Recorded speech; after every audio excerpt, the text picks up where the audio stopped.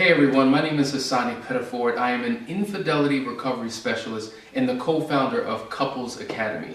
And I want to talk to you today about the 10 most common mistakes that unfaithful partners make in the recovery process. And I think it's very important that we take the time to really listen to what's happening, because oftentimes we're doing things and don't realize that we're causing more harm than actually good. We have our own thinking and justifications and rationalizations for the things that we do, and we have good intentions sometimes, but as they say, the road to hell has been paved with good intentions. So once you gain a clear understanding and knowledge of how to go about doing the right things, it will significantly aid you in your recovery process. So let's quickly go through the list. Number one, not supporting your partner's recovery.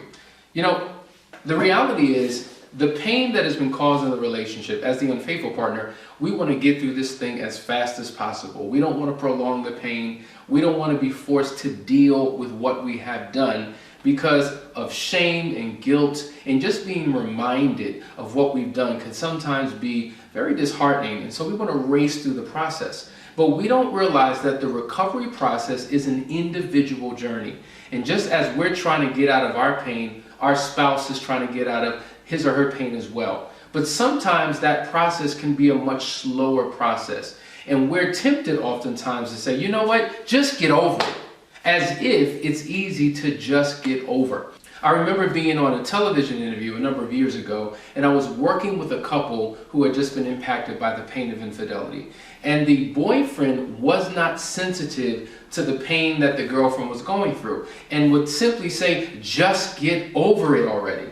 And so I had to explain to him how it wasn't so easy to do so. And I gave him this example, and I said, listen, if I ball up my fist and punch you in the face and knock you down to the ground, it will create a physical wound. And it may take you 2 hours or possibly 2 days to get over the pain. But if I do something in the relationship that causes an emotional wound, it may take 2 months to 2 years to overcome that pain. Emotional wounds are a lot harder to heal. And so it's important that you have a sensitivity to, an understanding of, and a high level of patience when it comes to the recovery process of your partner, because your insensitivity can make matters significantly worse. The second biggest common mistake that many unfaithful partners make is leaking out information over time. In essence, they're trying to control the flow of the information. In their mind, they feel like this information may do more harm than good, may set my partner back, and it is not information that I want to get out there because it's going to cause more hurt and more harm. And so what we try to do as we do reveal information, think about a Band-Aid. When you're taking a Band-Aid off, sometimes we may slowly peel that Band-Aid off of a scab. But what happens is, as you slowly peel it off, you're pulling on your skin and possibly ripping hairs out of your skin. So the slower you do it, the more painful the process is. As opposed to just ripping that sucker off, there's an immediate shock, but the pain is short-lived and it goes away. And oftentimes when we're releasing information, it becomes a very slow, painful process. And what happens is, we say, listen, I've told you everything. And then all of a sudden, a week later, another truth comes out. But I've told you everything. And about a month later, another truth comes out. And you're slowly leaking this information, which is causing more pain, because in essence, you're forcing your partner to relive the experience all over again. So it's almost like the thoughts and the emotions begin to flood their body, and the wounds that were once created have just been reopened, and they're just as raw today as they were the moment that they were created. And so if you try to pace things out, you're actually doing more harm than good. So the key is dealing with everything in the moment and letting it all out. I'd rather deal with the pain one time for a period of time than allow it to drip all throughout the course of the relationship, because at some point a person may lose their desire to continue to fight because they feel as if, what else don't I know? What's waiting for me around the corner? What am I going to discover tomorrow? So it creates more pain ultimately. So tell the truth now in its fullness so that you can quickly get over this particular phase. Number 3, being defensive. Oftentimes when we're entering into full disclosure and questions are asked and answers have to be given, sometimes the unfaithful partner can become very defensive. And it's just like, well, wait a minute, why are you being defensive? I'm the one who's hurt. I'm the one who's gone through the pain, but yet you're building up this huge wall and you're defending yourself as if I'm attacking you. And maybe there is somewhat of an attack in the disposition and the approach of the hurt partner, but they're hurting. And the last thing they need for you to do is build up a defense and put on armor and to protect yourself. In essence, what you should be doing is protecting the hurt partner. And so the more defensive you are and the more unwilling you are to participate in this process, what it does is it reinforces the fear that your partner may have about moving forward. It reinforces an idea that maybe this is not going to work. And if you're holding on to dear life, to these truths and to this information, and you're so defensive, what are you hiding? What are you not telling me? What is it that I don't know? So you want to be as open as possible and sensitive to the partner in terms of what they're going through, and allow the process to naturally take course so that healing can be found. Number 4, here's a big problem that oftentimes unfaithful partners have.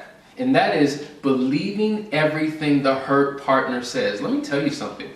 During the time of discovery and disclosure is probably one of the most painful times that you could ever go through. There's literally an emotional roller coaster that you and your partner are going in.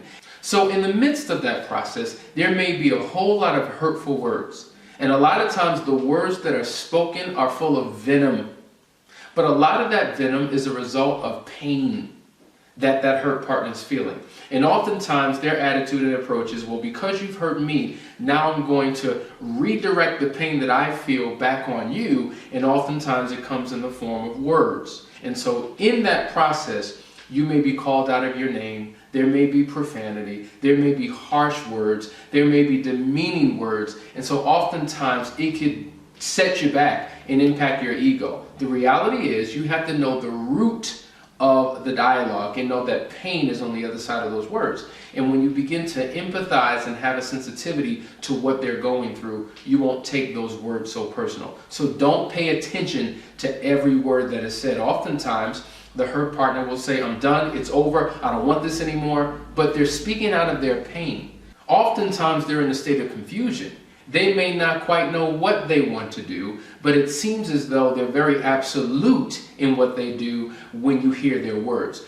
Don't pay attention to every word and know that this is a process, and you have to have a high level of endurance and stick-to-itivism to make it through this phase.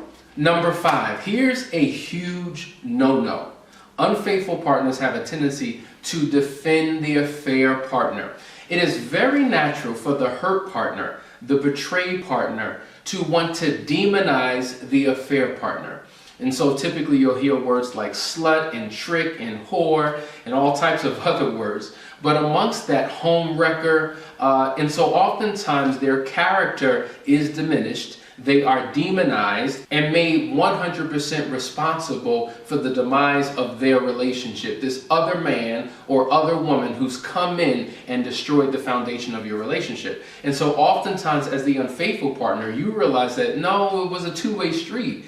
And what you typically do is you'll come to the defense and come to the aid of the affair partner. And even though what you're saying may be true and what they're saying may be untrue, the worst thing that you could ever do is try to defend the affair partner.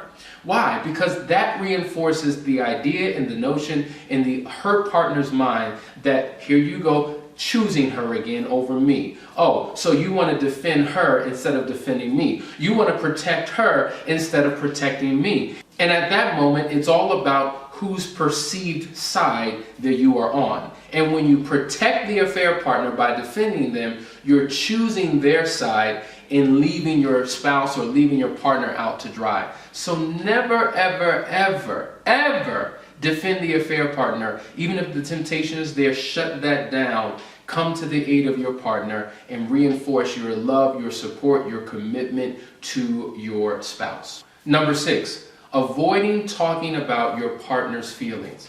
You know, a lot of times the unfaithful partner may feel like, you know what, this is just dragging out too long, too far. Can we just put it to rest?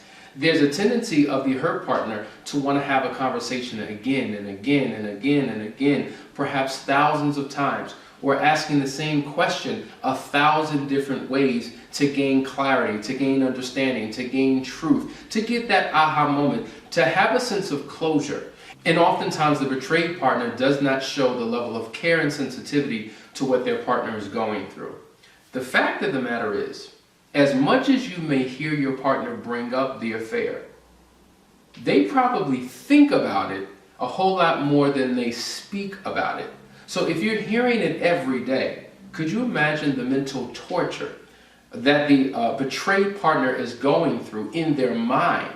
They don't always speak to every situation, but they get to a point where they have to release. And who better to deal with the details of the affair than the one who was involved in it? And so sometimes it's an attempt on their part to vent and to let it out, but sometimes it's for the purpose of gaining further clarity.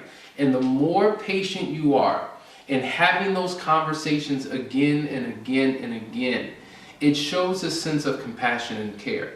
But what I would recommend you do, take out a cell phone. Use the power of technology. Because oftentimes, if you know you're about to engage in a serious conversation, press that record device on your phone. Record the conversation and allow your partner to gain clarity by listening to the conversation 1,000 times, so you don't have to have the same conversation 1,000 times. Because with every time they listen to it, they're going to hear something different. They hear something different because they become someone different.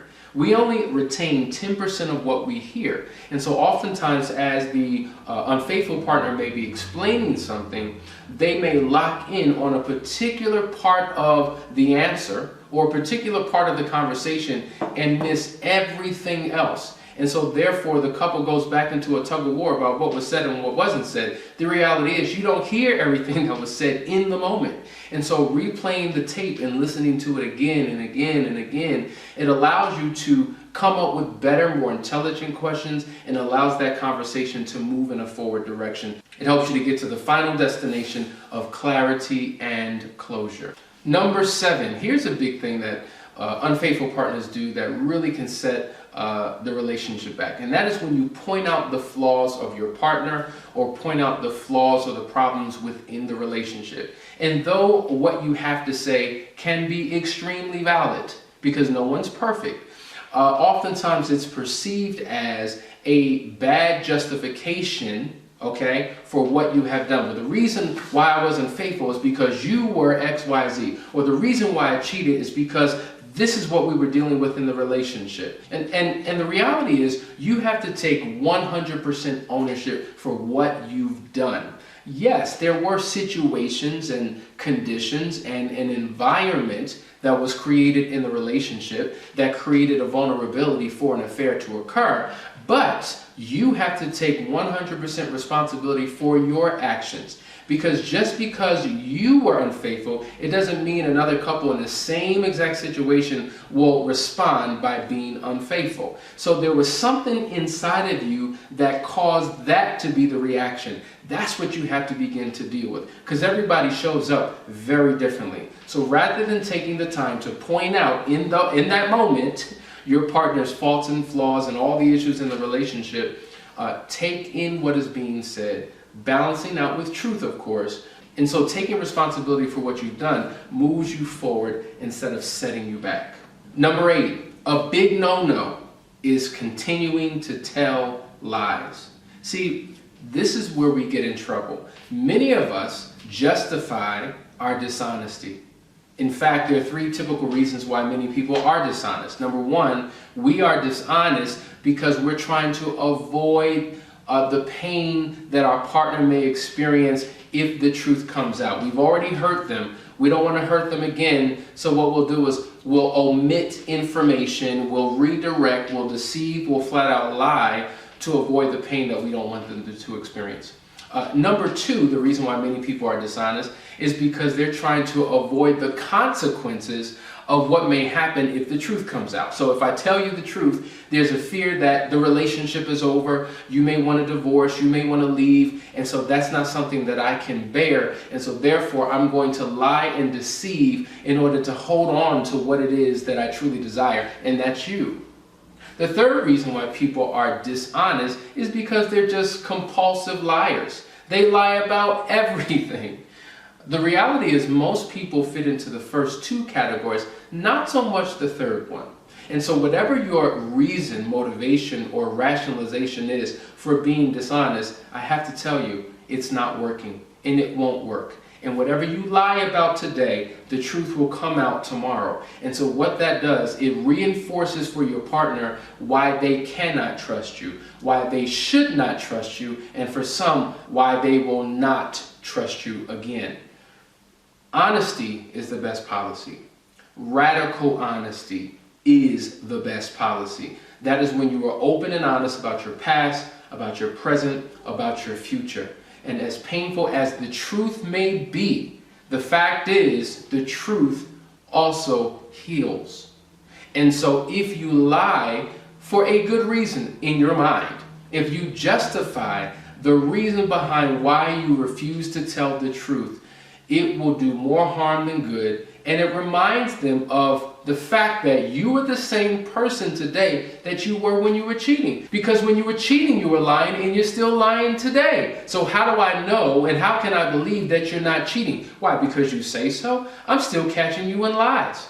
And so if you want to prove that you're a different person, and that lifestyle and that behavior is no longer a part of who you are, then everything that was attached to the behavior, like lies, like deception, like secrecy, like dishonesty, all of those things have to be removed as well. Number 9, not answering all of your spouse's questions. Let me tell you something. If there's anything you can do to destroy the potential of restoring your marriage, it's refusing to answer questions. Because now, the feeling is, well, okay, you don't want to answer that? Okay, well, what else aren't you telling me? What else don't I know? The last thing it does is reinforce the ability to trust. In fact, what it does do is reinforce the reason as to why I cannot trust you. And if I can't trust you, then there's really no reason to be moving forward. And so when you refuse to answer the questions because you think the information is too painful, you have to understand, everybody is wired differently. Some people are wired to know, wired to have to know every single nook and cranny of everything. Other people rather not know because the information may be too painful for them. So you cannot determine what it is that your partner should want to know. Maybe for you, knowing all this information wouldn't work, but maybe for your partner, knowing all this information allows them to heal, to find closure, and to move forward.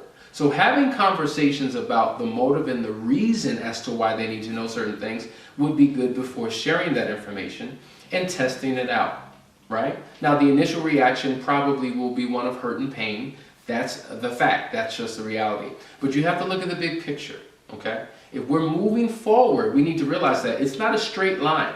Oftentimes, on our way forward, there may be times where we take 3 steps forward, 2 steps back. 2 steps forward, 5 steps back. But we're moving in the zigzag type of flow, but we ultimately get to our final destination. And so you just need to realize that that is a part of the process. And so honesty is the best policy, and sharing everything is the key to your success.